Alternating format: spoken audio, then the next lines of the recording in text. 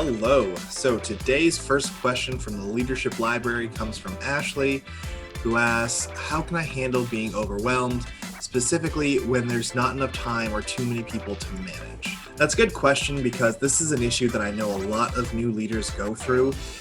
You get a bunch of new responsibilities added to your plate. You have a bunch of new people added to your team. You're expected to make it all work in a matter of days when realistically this should take months. And so it's a very overwhelming feeling. You feel like nothing, you do is making any progress and no decision you make is the right one. So it's a very, very challenging feeling for a new supervisor to experience.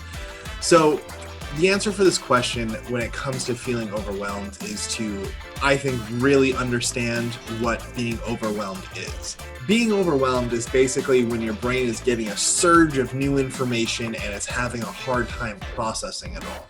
So it automatically triggers your fight or flight response because it doesn't know exactly what's happening. It just knows that this is something important and it's not getting the full grasp of it.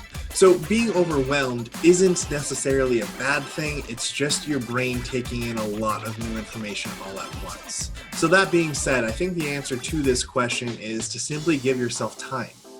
Just like with any other situation where you're overwhelmed with new information, understanding that this is new to you and it's going to take time to learn.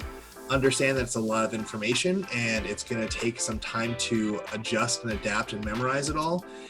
Basically, don't be too hard on yourself right away because this is something new. This is something challenging. This is something that's going to take time. And you are going to feel overwhelmed, especially at the beginning.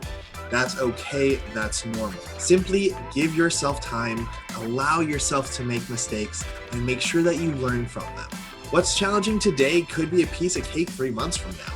The only difference is time and experience. So make sure you give yourself time so you can gain that experience. But thank you so much for your question, Ashley. It was a great one, and I know that with a little time and patience, you'll be able to overcome this overwhelmed feeling.